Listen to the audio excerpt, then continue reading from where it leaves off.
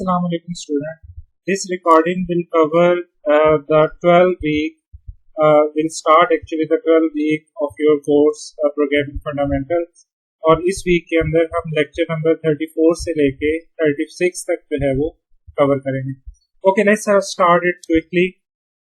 Last week को अगर आप रिकॉल करें तो लास्ट टाइम हमने 3 मेन टॉपिक्स जो है इनको कवर किया था. एक कैरेक्टर पॉइंटर्स क्या होते हैं, डबल पॉइंटर्स क्या होते हैं, and very importantly in the end जो है वो हमने स्ट्रक्चर्स जो है इनके ऊपर अपनी डिस्कशन जो है इसको स्टार्ट किया था. स्ट्रक्चर जो है ये एक यूजर डिफाइंड डेटा टाइप होती है जिसको यूज करके आप डिफरेंट तरह के जो ऑब्जेक्ट्स हैं, एंटिटीज हैं, उनकी प्रॉपर्टीज जो है वो सेव कर सकते हैं. स्ट्रक्चर जो है इसके रिलेटेड हमने काफी कॉम्प्रिहेंसिव डिस्कशन की थी और इसके रिलेटेड कुछ क्वेश्चंस भी थे आपकी लैब के अंदर और आप होपफुली इसके कॉन्सेप्ट को जो है वो फर्दर एक्सप्लोर कर रहे होंगे. अभी क्विकली जो है वो मैं आपको रिकॉल करवा दूं स्ट्रक्चर्स के पॉइंट ऑफ व्यू से कुछ डिफरेंट सी डिस्कशन. स्ट्रक्चर्स को अगर आप यूज करना चाह रहे हैं तो हम स्ट्रक्चर्स जो है इसको पहले डिफाइन करते हैं. स्ट्रक्चर को डिफाइन करने का तरीका ये होता है कि हम स्ट्रक्ट का कीवर्ड लेते हैं, स्ट्रक्चर को नेम देते हैं और फिर उसके मेंबर्स बनाते हैं, जो भी मेंबर्स जो है वो हम बनाना चाह रहे हैं. तो इस सारे प्रोसेस को हम स्ट्रक्चर की डेफिनेशन कहते हैं. स्ट्रक्चर्स को तभी आप यूज कर सकते हैं जब पहले आप उनकी डेफिनेशन जो है वो प्रोवाइड करें और डेफिनेशन के अंदर जो भी प्रॉपर्टीज हमें रिक्वायर्ड होती हैं उन प्रॉपर्टीज को हम इनसाइड द स्ट्रक्चर जो है वो डिफाइन करते हैं. जो भी रेलिवेंट प्रॉपर्टी होती है उसके लिए हम रेलिवेंट डेटा टाइप जो है वो यूज कर रहे होते हैं. Once you have defined a structure, आप उसकी डेफिनेशन दे चुके हुए हैं, ये मेन से ऊपर नॉर्मली आप दे रहे होते हैं. उसके बाद आप स्ट्रक्चर्स को यूज करते हैं. स्ट्रक्चर्स को यूज करने के लिए आप उसको डिक्लेयर करते हैं और इनिशियलाइज भी कर सकते हैं. स्ट्रक्चर के जो मेंबर्स हैं, जो प्रॉपर्टीज भी जिनको हम कह देते हैं बाज़ दफा, उनके जितनी भी डेटा टाइप्स हैं उनको आपने कोई वैलिड वैल्यू जो है वो प्रोवाइड करनी है. जैसे यहाँ पे हमने एक स्ट्रक्चर का वेरिएबल बनाया S1 नाम का और उसके मेंबर्स को नेम को एक वैल्यू दी, कोर्स को एक वैल्यू दी, एज को एक वैल्यू दी और ईयर को एक वैल्यू दी. इसके अलावा एक और तरीका भी होता है कि आप स्ट्रक्चर का वेरिएबल क्रिएट करें और फिर डॉट ऑपरेटर के साथ आप उसके मेंबर्स जो हैं इनको वैल्यूज जो है वो असाइन कर सकते हैं. तो इस तरीके से आप स्ट्रक्चर्स जो है इनको यूज करते हैं. स्ट्रक्चर जो है इनको आप काफी डाइवर्स वे में यूज कर सकते हैं. मतलब आप स्ट्रक्चर के अगर वेरिएबल बनाना चाह रहे हैं तो आप स्ट्रक्चर के वेरिएबल्स बना सकते हैं. अगर आप स्ट्रक्चर की एरेज बनाना चाह रहे हैं तो आप एरेज बना सकते हैं और अगर आप स्ट्रक्चर के पॉइंटर्स क्रिएट करना चाह रहे हैं तो आप उसके पॉइंटर्स भी क्रिएट कर सकते हैं. तो हमने ये सारी जो चीजें थी स्ट्रक्चर के रिलेटेड कॉन्सेप्ट जो थे इनको काफी डिटेल में देखा था लास्ट टाइम. ये जो कॉन्सेप्ट्स हैं स्ट्रक्चर के रिलेटेड इनको आप जाहिर है डिफरेंट तरीकों से जो है वो आप इनको यूज कर सकते हैं. ओके जी, अभी आगे हम मूव कर रहे हैं और ये थोड़ा सा मैं आपको हिंट देने जा रहा हूँ. जो एक लैब आप एक्सरसाइज कर रहे हैं, एक एग्जाम्पल कर रहे हैं जिसमें आपने टेलीफोन डायरेक्टरी जो है वो क्रिएट करनी है जिसके अंदर आपने कैपेसिटी के मुताबिक जो है वो डेटा जो है वो सेव करना है और डेटे के अंदर आपने जो यूजर्स हैं उनके नेम और उनके ईमेल एड्रेसेस और उनके फोन नंबर्स जो है वो आपने सेव करने हैं. तो यहाँ पे थोड़ा सा हिंट आपको मैं दे रहा हूँ, not the complete example. I am going to solve, I am just going to give some kind of hint कि how we can solve this example. Different तरीकों से आप इसको टारगेट कर सकते हैं. यहाँ पे आप जरा देखिएगा कि मैंने एक ग्लोबल वेरिएबल ले लिया है काउंट नाम का और काउंट का पर्पस ये होगा कि इसको यूज करके मैं जो एरे बनाऊंगा डायरेक्टरी के लिए उसमें मैं डिफरेंट लोग जो हैं उनके नेम वगैरह जो है इनको सेव करता जाऊंगा. उसके बाद आपने एक स्ट्रक्चर क्रिएट कर दी है. अभी मैं 3 मेंबर्स के साथ वर्क कर रहा हूँ. जाहिर है आपकी लैब के अंदर थोड़े ज्यादा मेंबर्स जो हैं वो आपको रिक्वायर्ड होंगे. स्ट्रक्चर का नेम मैंने स्टूडेंट ही अभी यूज कर लिया है और इसके मेंबर्स जो है इसमें मैंने फर्स्ट नेम लिया है एज ए मेंबर और लास्ट नेम लिया है एज ए मेंबर. इसकी रीजन ये है कि जब आप कंप्लीट नेम इनपुट करवा रहे होते हैं C++ के अंदर तो अक्सर आपको इश्यूज आ रहे होते हैं जब आप गेट स्ट्रिंग को यूज कर रहे होते हैं। तो इसका बेहतर तरीका ये है कि आप नाम को 2 हिस्सों में डिवाइड कर दें। ये स्टैंडर्ड भी इसी तरीके से है कि आप एक हिस्से को फर्स्ट नेम कह दें और दूसरा हिस्सा जो है उसको लास्ट नेम कह दें। तो 2 नाम जो है आप उनको अलग-अलग से सेव कर दें। अब बजाय इसके कि आप स्पेस के साथ नेम सेव करें, इट्स बेटर कि आप उसको फर्स्ट नेम और लास्ट नेम के अंदर जो है वो डिवाइड कर दें। फोन नंबर आप देख रहे हैं कि वो एक एरे के तौर पे डिफाइन किया गया है। फोन नंबर्स आजकल बड़े डाइवर्स किस्म के होते हैं, उनमें डिफरेंट अदर सिंबल्स भी यूज हो रही होती हैं, प्लस की सिंबल, और इसलिए आप देख रहे हैं कि हमने करेक्टर जिसकी टाइप जो है इसको डिक्लेयर किया है और हमने कन्वीनियंटली एक साइज दे दिया है जिसमें एक very large size phone number जो है वो भी सेव हो सके। उसके बाद देखिएगा जरा, हमने एक इनपुट का फंक्शन लिया है और इसको एरे पास कर दी है स्टूडेंट टाइप की, और इस एरे में हम सबसे पहले चेक कर रहे हैं काउंट के साइज को। अगर तो लेस देन 5 के है तो फिर हम आगे प्रोसीड करेंगे। अगर वो लेस देन 5 के नहीं है तो इसका मतलब आपकी मेमोरी ऑलरेडी फिल है, तो आप फर्दर डेटा उसमें एंटर नहीं कर सकते। तो इसलिए आप सबसे पहले जो है वो टेस्टिंग कर रहे हैं कि काउंट की वैल्यू इस वक्त क्या है। उसके बाद आप यूजर को कह रहे हैं एंटर द फर्स्ट नेम, उसको इनपुट करवा रहे हैं और करिएगा जरा, हम लिख रहे हैं यहाँ पे x और ब्रैकेट्स के अंदर काउंट लिख रहे हैं। काउंट 0 से स्टार्ट हो रहा है और जो भी उसकी वैल्यू होगी उस स्ट्रक्चर के अंदर के नेम जो है फर्स्ट नेम जो है वो सेव हो जाएगा। उसके बाद लास्ट नेम है और x काउंट के साथ लास्ट नेम जो है वो सेव कर रहे हैं, और उसके बाद एंटर फोन नंबर कर रहे हैं और काउंट के साथ जो है वो हम फोन नंबर जो है वो सेव कर रहे हैं, और उसके बाद काउंट को हम प्लस प्लस कर रहे हैं। तो इसका मतलब ये है कि एक इंडेक्स के ऊपर अगर हमने एक डेटा सेव कर दिया है, जैसे अभी हमने करंटली सेव कर दिया है, तो उसके बाद काउंट को हमने 1 प्लस कर देना है। इसका मतलब ये है कि जब भी नया डेटा सेव होगा तो अगले इंडेक्स के ऊपर जो है वो सेव होगा। और एल्स के केस में हम मैसेज दे सकते हैं कि मेमोरी इज फुल। इसका मतलब ये है कि काउंट की वैल्यू जो है वो ग्रेटर देन 5 के है या इक्वल टू 5 के है, और एक्चुअली आपके पास 0 से लेकर 4 तक लोकेशंस हैं, तो आपकी मेमोरी जो है वो इस वक्त फिल है। आप यहाँ पे ये भी ऑब्जर्व कर रहे होंगे कि अगर आपने डायरेक्टरी की कैपेसिटी को इंक्रीज करना है तो वो भी काफी आसान है। आप ग्लोबल वेरिएबल की वैल्यू जो है उसको इंक्रीज कर दें तो आपकी डायरेक्टरी जो है उसकी कैपेसिटी जो है वो इंक्रीज हो जाती है। ओके जी, इसके बाद हम आउटपुट का फंक्शन लिख लेते हैं, और आउटपुट के फंक्शन में हम 0 चेक करते हैं। अगर तो काउंट इक्वल टू 0 के है तो इसका मतलब ये है कि मेमोरी एम्प्टी है, उसमें कोई भी डेटा नहीं है। आप मैसेज दे दें कि मेमोरी इज एम्प्टी और वहां पे फंक्शन जो है इसको रिटर्न करवा दें। अगर ऐसा नहीं है तो आप ये नेम, फर्स्ट नेम वगैरह जो है इसको डिस्प्ले कर दें। उसके बाद आप कुछ टैब्स दे दें और एक लूप चलाएं जो कि 0 से लेके काउंट तक चल रहा है। ओके जी, और इनसाइड दिस लूप जो है वो आप फर्स्ट नेम, लास्ट नेम वगैरह जो है इनको डिस्प्ले करवा दें। और इसके बाद अब आपको यहाँ पे इसकी आउटपुट नजर आ रही है। जरा मेन में देखिएगा, हमने एक एरे क्रिएट कर ली साइज 5 की। ओके जी, और आउटपुट के अंदर हमने इस एरे को पास कर दिया। ये एरे ऑफ स्ट्रक्चर्स है तो हमने इसको पास कर दिया आउटपुट के लिए। आउटपुट मैसेज के लिए जब आप ये आउटपुट मैसेज देंगे तो आपको मैसेज आएगा कि मेमोरी इज एम्प्टी। इसके बाद हमने इनपुट को कॉल किया। जब आप इनपुट को कॉल करेंगे तो यहाँ पे आप देख रहे हैं मैसेज आ रहा है enter the first name, enter हो गया, enter the last name, enter the phone number, और फिर इनपुट को दोबारा कॉल करें तो फिर वही मैसेज आएगा enter the first name, enter the last name and enter the phone number. Okay, और उसके बाद आपने इनपुट को दोबारा कॉल करेंगे, ये दोबारा से इसी तरीके से कॉल हो जाएगा। ये पूरी आउटपुट आपको नजर नहीं आ रही स्क्रीन शॉट के अंदर, कुछ आउटपुट जो है इससे प्रीवियसली भी जो है वो एग्जिस्ट कर रही है, जैसे नेम जो है कुछ जो है वो प्रीवियसली जो है वो एग्जिस्ट कर रहे हैं। वकार अहमद नेम जो है ये प्रीवियसली जो है वो एग्जिस्ट कर रहा है इस आउटपुट स्क्रीन के अंदर।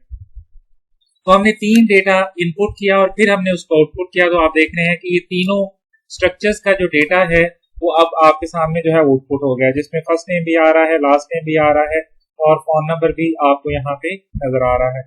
ओके जी, इसके बाद हमने सर्च के फंक्शन को कॉल किया जो अभी आपने देखा नहीं है। सर्च के फंक्शन को कॉल किया और इसमें हमने इस फंक्शन को कॉल करने से आपसे पूछा गया कि what is the first name you want to search. तो हमने यहाँ पे वकार जो है इसको इनपुट कर दिया, ये फर्स्ट डेटा है तो हमने इनपुट करवाया है और उसके बाद इसने वो डेटा आपको आपके सामने जो है वो प्रिंट कर दिया है। आप देख रहे हैं कि स्ट्रक्चर या डायरेक्टरी में से वकार का डेटा जो है वो आपके सामने जो है वो आउटपुट हो गया। This is the main function. Now let's quickly see the search function. Search function को आप वही एरे स्टूडेंट वाली जो है वो पास करेंगे। अगर काउंट 0 है तो इसका मतलब मेमोरी एम्प्टी है, कुछ भी सर्च नहीं हो सकता। अदरवाइज आपने कैरेक्टर एरे ली, मैसेज दिया, एंटर द फर्स्ट नेम, उसको इनपुट करवा लिया और फिर बाकी आपने सिंपली एक एक्टिविटी यहाँ पे कर दी। उसके बाद आपने एक लूप चलाया जो कि 0 से लेके काउंट तक जा रहा है, काउंट +1 तक जा रहा है। इनसाइड दिस लूप जरा देखिएगा, आपने स्ट्रिंग कंपैरिजन का फंक्शन कॉल किया है और इसको आपने xi.name और a पास किया है। a वो इंफॉर्मेशन है जो आपको यूजर ने बताई है सर्चिंग के लिए और xi ऑफ नेम जो है या आप वो जो एरे को सर्च कर रहे हैं 1 by 1 वो आपको यहाँ पे नजर आ रही है और इसको आपने इनपुट करवाया और अगर ये ट्रू हो जाता है तो इसका मतलब ये है कि वो रिकॉर्ड जो है वो आपकी एरे के अंदर जो है वो एग्जिस्ट कर रहा है, तो आप जो है उसको डिस्प्ले कर सकते हैं और हमने यहाँ पे उसको डिस्प्ले कर दिया है सिंपली। तो ये लूप जो है वो जो स्ट्रक्चर के अंदर डेटा सेव है उसको 1 by 1 देखेगा और उसको जो है उसमें अगर रेलिवेंट रिकॉर्ड जो है वो एग्जिस्ट कर रहा है तो उसको डिस्प्ले कर देगा। अगर रेलिवेंट रिकॉर्ड एग्जिस्ट नहीं कर रहा तो आप आउटसाइड द लूप मैसेज दे सकते हैं कि रेलिवेंट रिकॉर्ड एग्जिस्ट नहीं कर रहा इनसाइड द डायरेक्टरी। ओके जी, तो ये एक सिंपल सा क्लू था कि how you can solve the lab exercise. जाहिर है आपने उसको थोड़ा ज्यादा बेहतर तरीके से करना है, आपने उसको मेन्यू ड्रिवन बनाना है और इनपुट को 1 पे प्रेस करने पे और जो भी आपको इंस्ट्रक्शंस दी गई हैं लैब के अंदर आपने उसके अकॉर्डिंगली जो है इसको परफॉर्म करना है। एनी हाउ हम आगे मूव कर रहे हैं and now we are going to start a very important topic जिसको हम क्लासेस एंड ऑब्जेक्ट्स कहते हैं। समटाइम हम इसको ऊप के तौर पे भी रेफर कर देते हैं, which is known as object oriented programming. Object oriented programming जो है ये प्रोग्रामिंग के अंदर एक बड़ी कॉम्प्रिहेंसिव सी बड़ी लार्ज टाइप की फील्ड है जिसके अंदर काफी ज्यादा जो है वो प्रोग्रामिंग के related different concepts, ideas, theories जो हैं इनको कवर किया जाता है या इनको अंडरस्टैंड किया जाता है। इस टॉपिक को हम बहुत ज्यादा डिटेल में तो कवर नहीं करेंगे, आपके नेक्स्ट सेमेस्टर के अंदर एक कंप्लीट कोर्स है जिसमें ये टॉपिक जो है वो आपको कवर करवाया जाएगा।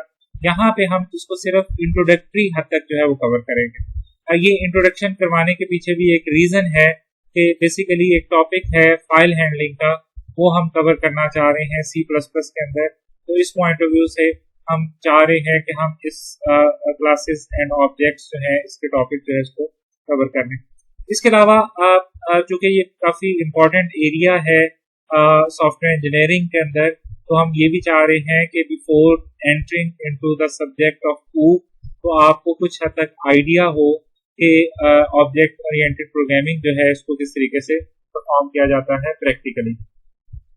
ये भी आप ज़हन में रखिएगा कि जो C लैंग्वेज है इसमें आप क्लासेस एंड ऑब्जेक्ट्स क्रिएट नहीं कर सकते। जो C++ लैंग्वेज है इसके अंदर ही क्लासेस एंड ऑब्जेक्ट्स जो है इनको क्रिएट करने की फैसिलिटी जो है वो अवेलेबल होती है। थोड़ा सा इस पर डिस्कशन कर लेते हैं कॉम्प्रिहेंसिव सी और फिर इसको हम प्रैक्टिकली देखते हैं कि इसको हम किस तरीके से परफॉर्म करते हैं। As far as myself is concern, तो ये जो स्ट्रक्चर्ड प्रोग्रामिंग है और जो ऑब्जेक्ट ओरिएंटेड प्रोग्रामिंग है, मैं इसको बेसिकली कोड को ऑर्गेनाइज करने के तरीके के तौर पे कंसिडर करता हूँ। तो ये एक तरह से मेथड्स हैं जिनको यूज करके हम अपना कोड जो है इसको ऑर्गेनाइज कर सकते हैं, इसको हम अरेंज कर सकते हैं। तो जो C लैंग्वेज है ये बेसिकली एक स्ट्रक्चर्ड प्रोग्रामिंग लैंग्वेज है और जो C++ है it is basically an object oriented programming language जिसमें आप स्ट्रक्चर्ड प्रोग्रामिंग भी कर सकते हैं और ऑब्जेक्ट ओरिएंटेड प्रोग्रामिंग भी कर सकते हैं। स्ट्रक्चर्ड प्रोग्रामिंग के अंदर हम अपने कोड को दो तरीकों से ऑर्गेनाइज करते हैं। एक तो हमारे पास फंक्शंस होते हैं जिनको यूज करके हम फंक्शनैलिटी जो है वो परफॉर्म कर रहे होते हैं। फंक्शंस जो है वो हमारे पास अवेलेबल होते हैं, आप फंक्शंस के कॉन्सेप्ट को देख के आए हैं। डिफरेंट तरीकों से हम अपने फंक्शंस की फॉर्म में अपना कोड जो है इसको ऑर्गेनाइज कर सकते हैं, अरेंज कर सकते हैं। इसके अलावा हमारे पास स्ट्रक्चर्स अवेलेबल होती हैं जो कि अभी आपने रिसेंटली जो है वो कवर की है। तो स्ट्रक्चर्स को और फंक्शंस को यूज करके आप अपना कोड जो है इसको ऑर्गेनाइज कर रहे होते हैं। तो this is the basic idea of structure programming. जैसे इसका नाम भी स्ट्रक्चर प्रोग्रामिंग है, तो ये दो मेन आइडियाज होते हैं स्ट्रक्चर प्रोग्रामिंग के अंदर कि आपका कोड जो है वो दो तरीकों से अरेंज्ड है, दो तरीकों से ऑर्गेनाइज्ड है। एक फंक्शंस में, मॉड्यूल्स में आपने उसमें ऑर्गेनाइज किया हुआ है, और दूसरा आपने प्रॉपर्टीज को और जो प्रॉपर्टीज हैं उनको आपने स्ट्रक्चर्स के फॉर्म में अरेंज किया हुआ है। ऑब्जेक्ट ओरिएंटेड प्रोग्रामिंग जो है, जैसे कि आप थोड़ी देर में देखेंगे भी कि ये इन दोनों चीजों को एक ही जगह पे कंबाइन कर देती है, और वो एक जगह जो है इसको हम क्लासेस कहते हैं। तो आपका ओवरऑल कोड एक ही मैकेनिज्म के साथ अरेंज हो रहा होता है, और इस मैकेनिज्म को हम क्लासेस कहते हैं या क्लास के तौर पे जो है वो रेफर कर रहे होते हैं। क्लासेस या क्लास जो है ये generally speaking user defined data types ही होती हैं। जैसे हमने स्ट्रक्चर के लिए भी बात की थी कि it is a user defined data type, तो इसी तरीके से क्लास जो है ये भी एक यूजर डिफाइंड डेटा टाइप ही होती है। लेकिन क्लास के कॉन्सेप्ट को यूज करके आप अपना कोड जो है इसको एक खास तरीके से ऑर्गेनाइज करते हैं, और वो जो तरीका है वो फिर प्रोग्रामिंग के अंदर बहुत ही ज्यादा बेनिफिशियल है, जिससे प्रोग्रामिंग में बहुत ज्यादा आसानियां आ गई हैं। प्रोग्रामिंग जो है वो काफी हद तक बेहतर हो गई है, और चीजें जो है वो काफी हद तक ऑर्गेनाइज हो गई हैं। तो स्ट्रक्चर प्रोग्रामिंग कोड को ऑर्गेनाइज करती है फंक्शंस और स्ट्रक्चर्स के साथ, और क्लासेस जो हैं ये कोड को ऑर्गेनाइज करती हैं बाय ऑब्जेक्ट ओरिएंटेड प्रोग्रामिंग जो है ये कोड को ऑर्गेनाइज करती है by using only the concept of classes. A class is a place where we can define the properties and functionalities of the object in a single place.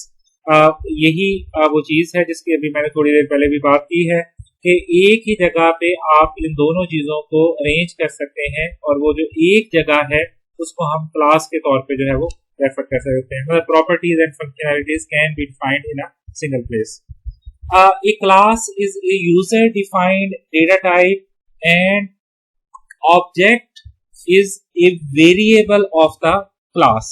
ये चीज भी जरा थोड़ी सी इंटरेस्टिंग है। ये एक टर्म हम यूज करते हैं ऑब्जेक्ट, और ये बार बार आपको यूज होती नजर आ रही होती है। इसको हम खास तरीके से डिफाइन कर रहे होते हैं।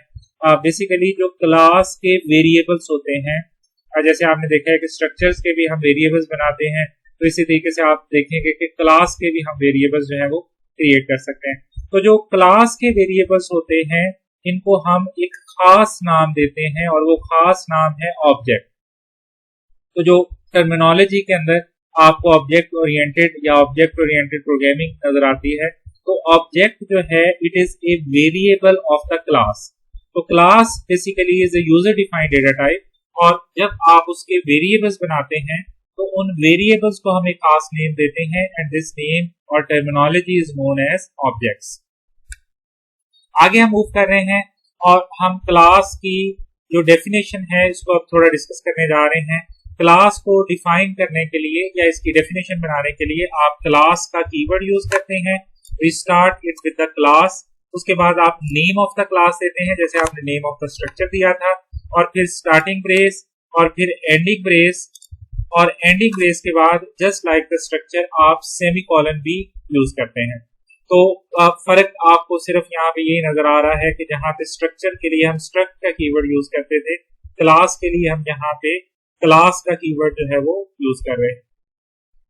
तो this is how we actually define a class, या उसकी डेफिनेशन जो है वो प्रोवाइड कर रहे होते हैं। कुछ हद तक हम कह सकते हैं कि स्ट्रक्चर और क्लास के अंदर कुछ सिमिलैरिटीज भी होती हैं, और ज्यादातर डिफरेंसेस ही होते हैं दोनों के दरमियान। बेसिकली दोनों ही यूजर डिफाइंड डेटा टाइप्स हैं, ये एक तरह से इनके दरमियान एक सिमिलैरिटी है, और इसके अलावा कुछ और सिमिलैरिटीज भी उनके दोनों के दरमियान होती हैं। फॉर एग्जांपल इनको जो डिफाइन करने का तरीका है वो मोर और लेस सेम है, और दोनों के जो मेंबर्स हैं उनको हम एक ही तरीके से रेफर कर रहे होते हैं। फर्क सिर्फ इतना होता है स्ट्रक्चर के लिए हम स्ट्रक्ट का कीवर्ड यूज करते हैं और क्लास के लिए हम क्लास का कीवर्ड जो है वो यूज कर रहे होते हैं। तो इनकी डेफिनेशन जो है इट इज रिटन मोर और less in a same manner, और कुछ और सिमिलैरिटीज अगर आप देखें तो इनके मेंबर्स को एक्सेस करने का भी सेम ही तरीका होता है। दोनों के मेंबर्स को आप वेरिएबल नेम के साथ डॉट ऑपरेटर के साथ जो है वो एक्सेस कर रहे होते हैं। जैसे अभी आपने देखा है कि स्ट्रक्चर को मेंबर्स को हम डॉट ऑपरेटर से एक्सेस कर रहे होते हैं, इसी तरीके से क्लास के मेंबर्स को भी हम डॉट ऑपरेटर के साथ एक्सेस कर रहे होते हैं। इसी तरीके से आप क्लास का अगर पॉइंटर बनाते हैं तो पॉइंटर के थ्रू अगर आप मेंबर्स को एक्सेस करते हैं तो उसके लिए एरो ऑपरेटर जो है वो हमारे पास अवेलेबल होता है, और ये सेम ऑपरेटर आप देख के आए हैं कि स्ट्रक्चर्स के अंदर भी अवेलेबल होता है। तो ये कुछ इसके अलावा कुछ और सिमिलैरिटीज भी अवेलेबल होती हैं क्लासेस और स्ट्रक्चर्स के दरमियान। As far as the differences are concern, तो वो भी जरा देख लें। जो मेंबर्स ऑफ द स्ट्रक्चर हैं दे आर ओनली प्रॉपर्टीज। ये आपने जहन में रखना है कि स्ट्रक्चर के जो मेंबर्स होते हैं दे आर ओनली प्रॉपर्टीज। मतलब आप उसमें सिर्फ प्रॉपर्टीज डिफाइन कर सकते हैं, मतलब नेम है, एड्रेस है, रजिस्ट्रेशन नंबर है, इस तरह से करके आप प्रॉपर्टीज जो है वो डिफाइन कर सकते हैं। लेकिन क्लास के अंदर आप प्रॉपर्टीज और फंक्शनैलिटीज दोनों डिफाइन कर सकते हैं। मतलब क्लास के अंदर आप प्रॉपर्टीज भी बना सकते हैं और फंक्शंस भी डिफाइन कर सकते हैं। तो ये एक मेजर डिफरेंस होता है स्ट्रक्चर और क्लास के दरमियान। Okay, any member of the structure accessed they are public by default. आप डॉट के साथ उसके किसी भी मेंबर को एक्सेस कर सकते हैं, लेकिन क्लास के मेंबर्स जो हैं ये बाय डिफॉल्ट प्राइवेट होते हैं। आप उनको डायरेक्टली डॉट के साथ जो है वो एक्सेस नहीं कर सकते, ये अभी आप थोड़ी देर में देखेंगे। Class is a more powerful user defined data type with extendable facilities like inheritance, polymorphism and so many other facilities, theories, concepts are associated with the classes and objects जो कि आपको स्ट्रक्चर्स के साथ अटैच हुए नजर नहीं आते। Class जो है ये बेसिकली एक बहुत बड़ा प्रिंसिपल है जिसका नाम है, और इस प्रिंसिपल को आप ज्यादा डेप्थ में कवर करेंगे of course in the next semester. तो स्ट्रक्चर इतना पावरफुल नहीं है, ना उसके बैकग्राउंड में कोई इतनी पावरफुल क्रिटिकल थ्योरीज जो हैं या रूल्स जो हैं वो अवेलेबल हैं जो कि क्लास के साथ जो है वो अवेलेबल होते हैं।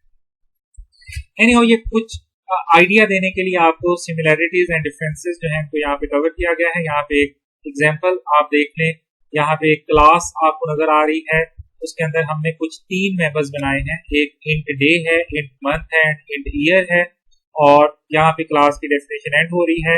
आप मेन में जाके क्लास का ऑब्जेक्ट बनाते हैं जस्ट लाइक द स्ट्रक्चर। आपने क्लास का नाम देना है और उसके बाद वेरिएबल को नेम देना है। उसके बाद अगर आप यहाँ पे कोई वैल्यू देना चाह रहे हैं तो तरीका वही है, लेकिन अभी आपको ये करना अलाउ नहीं होगा।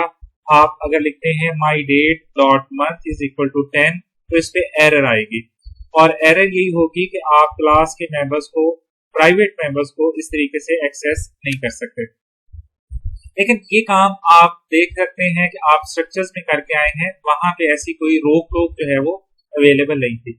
लेकिन क्लास के अंदर इस तरह की जो रिस्ट्रिक्शंस हैं ये होती हैं। आप इस तरीके से क्लास के मेंबर्स को डायरेक्टली एक्सेस नहीं कर सकते unless you have made them public.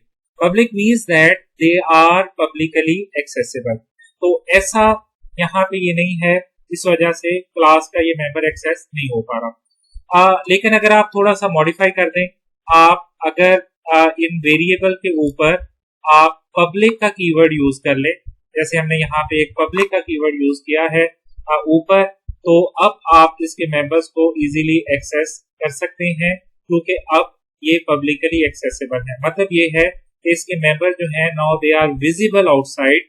आप उनको क्लास से बाहर जो है वो यूज भी कर सकते हैं, एक्सेस भी कर सकते हैं, मॉडिफाई भी कर सकते हैं। तो इस वजह से अब ये जो बिहेवियर है एक तरह से वही हो गया है सेम जो कि स्ट्रक्चर वाला बिहेवियर है। यहाँ पे एक सिंपल सी एग्जांपल जरा देख लें। आपने एक क्लास कार की क्रिएट की है जिसके कुछ मेंबर्स आपने बनाए, जैसे मॉडल है, हॉर्स पावर है, कलर है, कार का ब्रांड आप यूज कर सकते हैं। इस तरीके से आपने क्लास का स्ट्रक्चर बनाया। उसके बाद आपने इसके दो ऑब्जेक्ट्स बनाए। अब आप देख रहे हैं कि क्लास के वेरिएबल के लिए मैं खास टर्म यूज कर रहा हूँ ऑब्जेक्ट की। आपने इसके दो ऑब्जेक्ट्स जो है वो क्रिएट किए, एक ऑब्जेक्ट का नाम फर्स्ट है और दूसरे ऑब्जेक्ट का नाम सेकंड है। उसके बाद आपने फर्स्ट को 2010 कर दिया और सेकंड को आपने 2012 कर दिया और फिर इसकी वैल्यूज को आपने सी आउट कर दिया। तो ये एक सिंपल सी डेमोन्स्ट्रेशन थी कि how classes are basically used. तो मैं चाहूंगा कि जरा मैं इसको क्विकली डेमोन्स्ट्रेट कर दूं इस सेम चीज को। यहाँ पे अभी मैं चाह रहा हूँ कि मैं आपको कंपाइलर पे ले जाऊं और इसको सिंपली डेमोन्स्ट्रेट कर दूं। क्लासेस की डेफिनेशन आप नॉर्मली मेन से ऊपर दे रहे होते हैं, तो यहाँ पे मैंने एक एरिया डिफाइन किया है मेन से ऊपर, और यहाँ पे वही क्लास के कीवर्ड के साथ मैंने एक कार की क्लास जो है इसको क्रिएट कर दिया है और यहाँ पे मैंने इसको स्टार्ट कर दिया है। अब मैं इसको पब्लिक कर रहा हूँ ताकि मैं इसके मेंबर्स को एक्सेस कर सकूं। ये पब्लिक भी आप गौर कर रहे हैं, इसके आगे मैं कोलन साइन डाल रहा हूँ। जो मैंने केस के साथ डाला था ना, स्विच वाले केस के साथ, वही कोलन साइन जो है वो यहाँ पे मैं पब्लिक के आगे जो है वो यूज कर रहा हूँ। इसके बाद इसके कुछ मेंबर्स हैं जैसे मॉडल है और इसके अलावा आप इंट हॉर्स एज हॉर्स पावर के लिए और एक करेक्टर एरे में ले लेता हूँ उसके ब्रांड के लिए, मतलब इसका जो भी ब्रांड नेम है उसके लिए मैं करेक्टर एरे जो है वो यहाँ पे डिफाइन कर देता हूँ। तो ये आपने यहाँ पे इस एक क्लास जो है वो क्रिएट कर दी। मैं इसको कंपाइल कर देता हूँ क्विकली। तो अब ये कंपाइल हो रहा है, इसका मतलब इसमें कोई इशू नहीं है। यहाँ पे आके मैं इसके दो वेरिएबल्स क्रिएट कर देता हूँ कार का, एक वेरिएबल एक्स है और दूसरा वेरिएबल वाई है। इसके वेरिएबल्स जो हैं they are known as objects. और यहाँ पे आके मैं एक्स डॉट मॉडल जो है, आप देख रहे हैं ये इंटेलिसेंस भी ओपन हो रही है, मॉडल जो है इज इक्वल टू 2011 कर देता हूँ और एक्स डॉट एज जो है